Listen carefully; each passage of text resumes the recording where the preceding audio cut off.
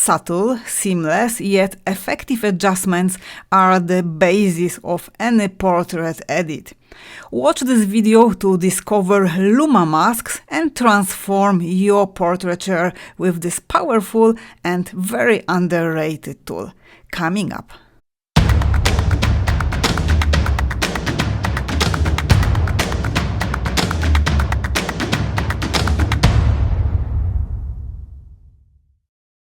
Hi everyone, this is Kasia Zmokla. Welcome to my channel, where you will always find photo editing training and educational videos to help you grow as an artist and photographer. So today we will be talking about Luma Masks and specifically on using Luma Mask for portraiture.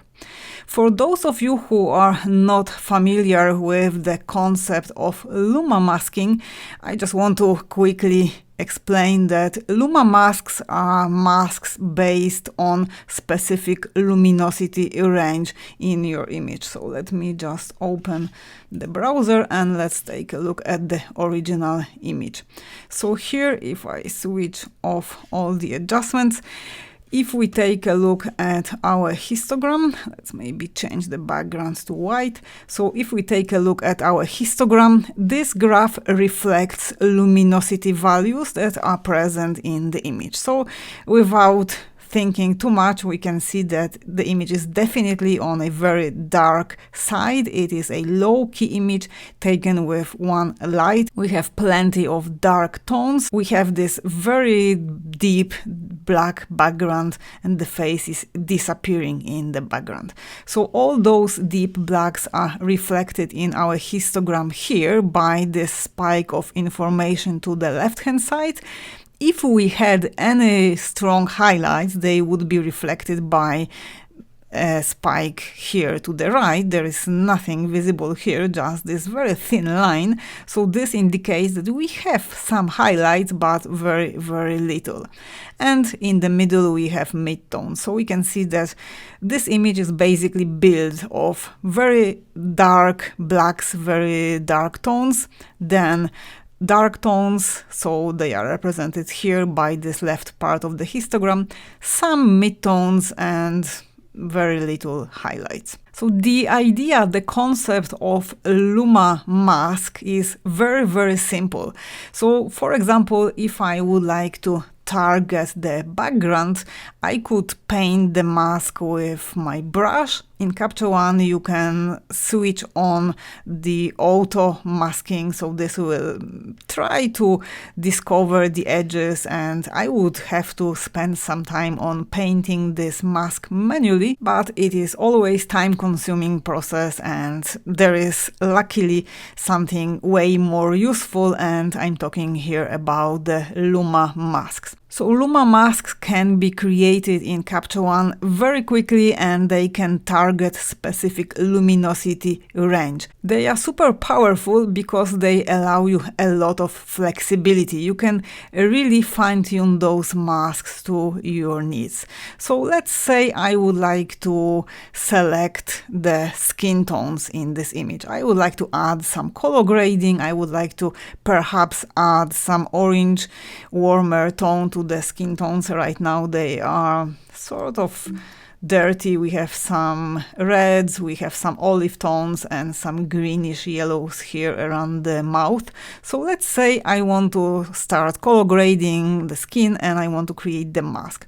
So all I need to do is to just create, let's maybe make this panel a little bit bigger. So all I need to do is to create new field adjustment layer. If you want to create Luma Mask, it has to be field adjustment layer. So let's just call it quickly LM for Luma Mask. Once you have the layer created, all you need to do is to just click here, Luma Range, and here you can start creating your mask. So first step, switch on this little button here, so this will display your mask. Everything that is shown as this red overlay over your image, this will be the area that is selected. So of course we don't want such a wide selection, because here basically almost everything is selected apart from those dark blacks, and this is indicated here. So if I want to narrow my selection, I have to move this point. So basically these two upper sliders, those marks, they indicate the main range, and with these two markers that are positioned at the bottom, you can make this range wider, you can make the transition smoother, or you can make the transition more harsh. So it will be more visible with these sliders here. So that one basically indicates where I want to start my selection, and with the other marker I can make the transition smooth, almost like this when everything is covered, or I can make the transition more harsh. So that way we can create our mask. So if I would like to target the skin tones, I would like to have almost all the highlights included. So let's say something like this, and let's see if we narrow the range. No, I can't narrow because I want to have the forehead included in my selection. So let's go a little bit further. So like this, I'm excluding just the deep blacks, so nothing is selected here, and I'm excluding the brightest highlights. Maybe we can push this one a little bit more. So that's how you create Luma Mask. So depending on your idea, depending on what you want to adjust in the image, first you have to decide, I want to adjust midtones, I want to adjust dark tones, whatever you need, and then you take the next step and you create your mask. So now with this setup, I'm covering the midtones. Everything that is highlighted in red will be masked, and I will be able to adjust these areas in the image. Let's now take a look at these two sliders here, so radius and sensitivity. As long as the radius is set to 0, and by default it is set to 0, there is no difference. You can move the sensitivity slider, it's not going to change anything. However, if you increase the value for your radius, then you can fine-tune your mask further with sensitivity. So basically, if you go for low sensitivity, the mask will be generic. So it is getting soft, and we have no indications here. When we had a little bit of dark tones, they are basically sort of included. The mask has now very strong feather, and it's sort of blending with the blacks. But if I go with this slider towards the right hand side, you can see that the mask got very precise with sensitivity set at 100.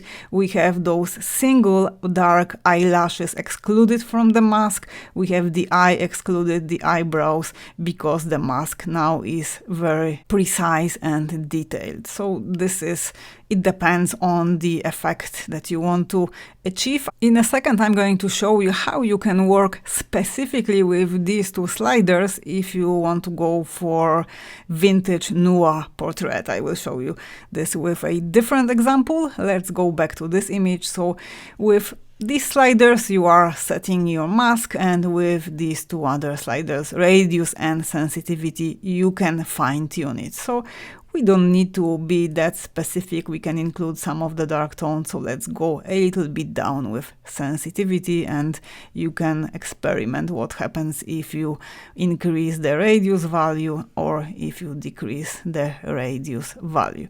So as you can see, the Luma masks can be created in a super precise way.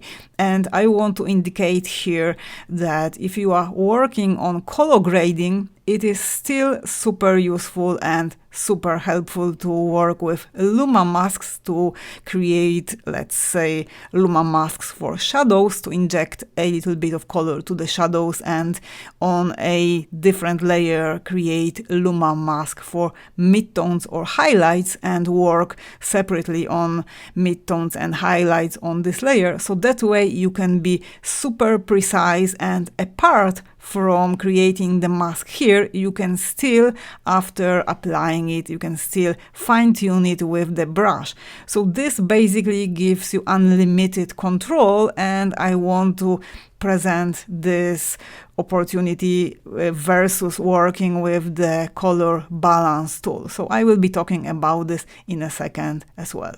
So we have created our Luma mask for the skin tones. Let's hit apply, and this is our mask. If I want to have the preview of the mask, all I need to do is to just hit M on the keyboard and I will see the preview of the mask. So this was for those of you who had no idea what Luma masks are and how we can use them. So let's just jump back to the video, and today we will be working on this portrait. So this is the original version. Here, let's just switch it off. I have applied to my raw file just few basic adjustments. Basically, I've been working with HDR. I have opened a little bit of the shadows to get some more detail, and I've been working a bit with a curve to fine-tune the contrast. So this is the original raw file. After these very basic adjustments, I have taken this image to Photoshop because I wanted to clean up the skin, and this can be done in some cases faster in Photoshop than in Capture One. I wanted to perform very quick cleanup and smoothen up the skin. I've been working a little bit with dodging and burning, so for a change I've done this in Photoshop. Sometimes I do this in Capture One, but Photoshop still is faster and more precise. So this is my image that came from Photoshop. If I switch off all the adjustments, so this is the image that was just cleaned in Photoshop. So I'm not going to get into details in this video. If you would like to learn how to edit portraits in Capture One, including the round trip to Photoshop and including the dodging and burning and cleanup technique in Photoshop, you can check out my comprehensive course in Capture One, link in the description. So in this course, I'm basically covering everything, but specifically on portrait. If you want to learn how to start, how to clean the skin, how to make the cleanup, and how to perform dodging and burning, there is the bonus material included in the course, and you can do this in Photoshop. I will show you as well. There is a lesson on round tripping to Photoshop, how to get the file from Capture One, how to jump over to Photoshop, then how to perform the cleanup, and how to get back to Capture One and perform color grading. So you can check out my Capture One course. So here we are. I have the file cleaned up in Photoshop, and I'm ready to go from there and work on color grading and work with luminosity masks. So let's just focus on this image. So as you can see here, this is TIFF. When you are coming from Photoshop, you will be always working with TIFF or whatever format you have used for export. So I'm typically going for 16-bit TIFF. So before I started working on color grading with my Luma masks, so if you take a look at the layers here, these 3 layers that have this little sun icon, this indicates that these layers are Luma mask layers. So if I switch on this layer I've been targeting shadows and I've been working with color balance tool. This can be still be adjusted. I can still edit it. So this is not sort of baked in the image. I can still click on the Luma range, and this is what I have created. This is my mask. I can have a preview of my mask, and if I want to, I can still manipulate with these sliders and fine-tune the mask. This will affect the rest of the image, and this is just super powerful. So these are Luma masks. Before I started manipulating with them, I just wanted to fine-tune contrast in the image, and I've been working with curves. So this is what I've done with curves. Let's just find my curves tool, and I want to show you in detail. Okay, here it is. Let's just open it up. So on my curves layer, I have on the RGB curve, I've created the super basic S-shaped curve. So basically here in the shadows area, I'm darkening shadows, I'm darkening those dark midtones, and I'm lifting the highlights, I'm lifting the brighter midtones. This adds contrast. So this is before this is the after. On the Luma curve, I have lifted some of the bright midtones as well. So this is what I've done on the curves layer. So as a next step, after correcting my contrast, I have targeted skin tones. So as you can see here, we have some color shifts, we have some redness in the nose, we have some sort of greenish, yellowish tones under the eyes, under the nose. So this I have fixed with my color editor. So if we just open up the tool, here in the color editor skin tone tab, I've been able to get rid of the redness and sort of work on uniformity of the color. So if I switch off this layer, let's create a new one. So I will show you how you can do this super quickly. So let me just rename it to skin tones. So let's just reposition the layer. And how do you approach this? So here I want to unify my skin tones. I want to basically first select with the color picker the skin tone that I will work toward, sort of my desired skin tone. So let's click somewhere, maybe here in the forehead. So we have those sort of natural, very nice peachy tones. So let's sample somewhere here. So this is my sample. Let's click on this icon. So we'll make sure that the whole saturation range of this color is selected. So with the group of the first 3 sliders under the amount, we can still fine-tune the desired skin tone. So with the hue, we can add either more yellow to the skin tones or we can add more red. So I'm going to go for a little bit more pinkish side. So let's go for something around maybe even -4.1. When it comes to saturation, let's see if I go for stronger saturation. No, this is too much. I don't want to go for grayish tones, so 0 will be fine. After correcting the contrast, the skin got cleaner, it got brighter, but now it's a little bit more demanding in terms of these adjustments. So basically I have adjusted hue, I have added more red to my desired skin tone, and I'm not going to touch saturation, I'm not going to touch lightness. And now I'm ready to jump over to the other group of my sliders, and these sliders will be working towards unifying the skin tone. So in terms of hue, if I start pushing my sliders to the right, it is unifying all the skin tones, all the colors that are inside this selection indicated here in my color wheel. So basically this unifies all the colors, and if I take a quick preview before and after, so now the redness in the nose got very strongly corrected. We still have a little bit. So this is before and this is the after. So I would go for quite a strong adjustment, maybe not all the way towards 100, but something around 84. When it comes to saturation, I will go for high value as well. So with the skin tone tab, I have almost got rid of the shifts in the skin tone. I'm going to make one more step. I will quickly jump over to the advanced, and I'm going to basically desaturate the redness that is in the nose. So let's just zoom in and let's target this color here. Let's zoom out and let's make sure the whole saturation range is included. And now let's just go towards negative value with saturation.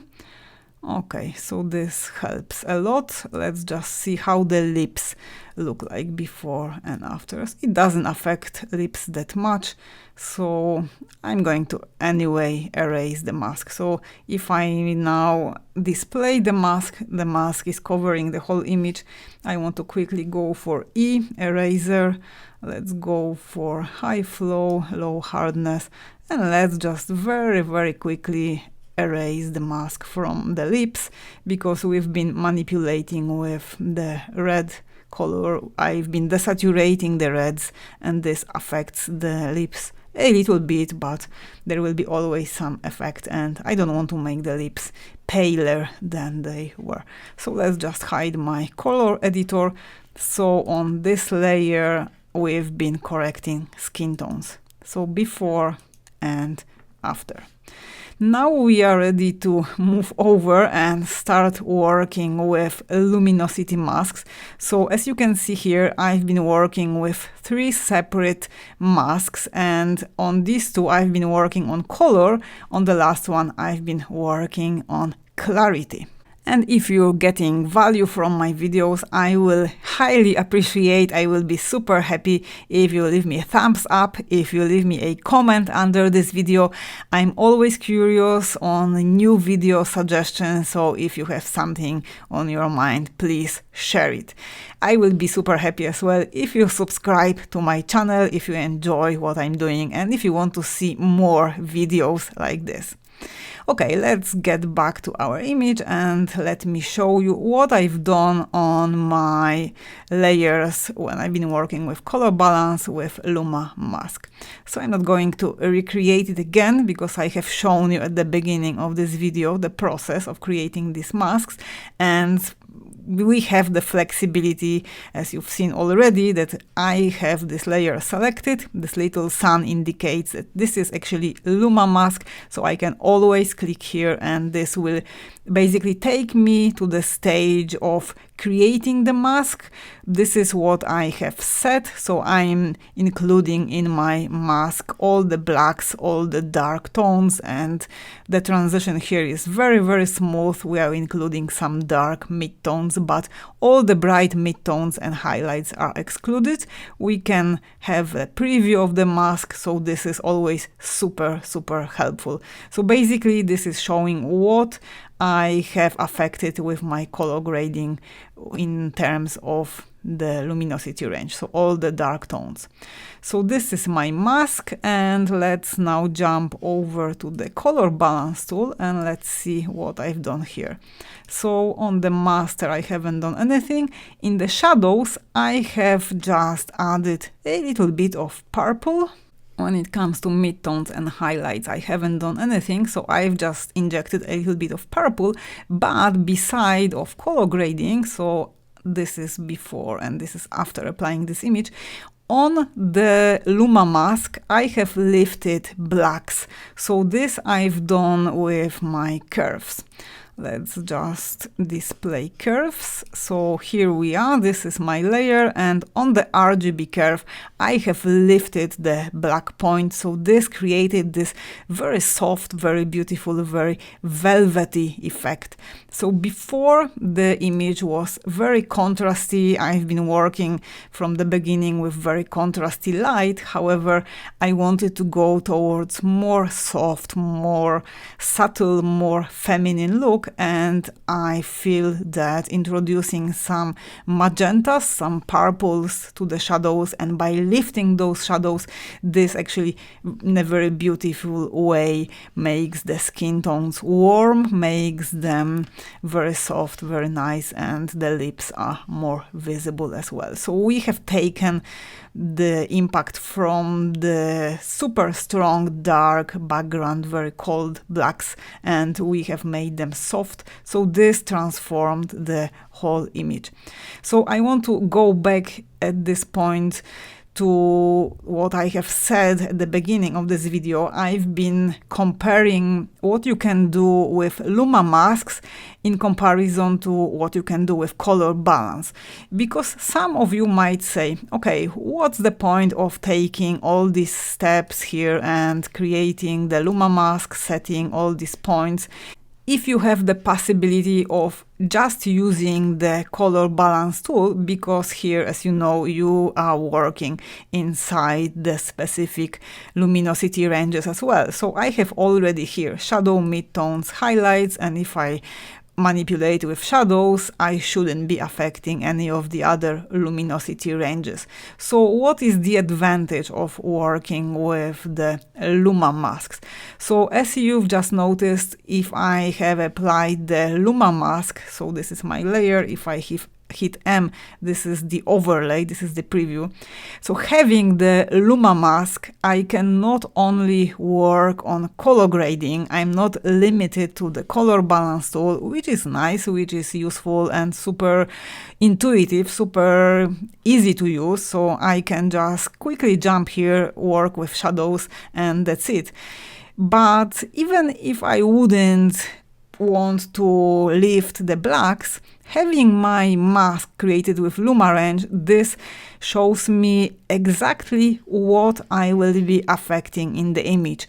If I'm working with Luma Range, this gives me the preview, the overlay. If I wouldn't have the Luma Range mask, if I just have used the color balance tool, and if I would be working with the shadow range, this sort of tells me, okay, I'm inside the shadow range, but I don't really know what I will be affecting. I have to sort of guess. If you want to have control, if you want to exactly see what you are doing, and if it's important for your particular image, this is the advantage of working with Luma Masks, because you can very, very precisely tell Capture One where you want to have the mask, what the mask should include, and what it shouldn't include at all. And another, of course, very important point is that if you are creating a Luma Mask, you can basically work inside the selected Luma range with color grading. You can decide, let's just switch off the preview. You can decide that you want to maybe make the texture in the dark tones stronger. So you can take the mask and you can apply any of these adjustments that are available in Capture One. So you can maybe open up just the shadows only in your selected area. You can add clarity only in your selected area, or you can add sharpness, or you can combine these different adjustments. So I hope I have convinced you that working with Luma Masks can be super, super helpful and just gives you a lot of control. It gives you a lot of power. So color balance is fine if you want to maybe create some test look, or if it's enough, then you can just use the color balance. But I would really, really recommend working with Luma Masks, no matter if you are color grading or if you are doing anything else that needs to be targeted to a specific Luma range. So let's take a look at the second layer. Here again, I have the Luma Range mask. If we take a preview, this is showing me that I've been targeting here midtones, so I've been basically working on my skin tones. So let's cancel and let's just take a look. I've been working here with color balance and nothing else. Only in the shadows I have lifted the blacks, so I've been working with my curves. On this one I haven't touched curves. I have just injected some warm tones inside my skin tone. So master. Okay, here again I've been injecting color in the master, so this affected the whole image. This made the overall image a little bit warmer. Let's see before and after.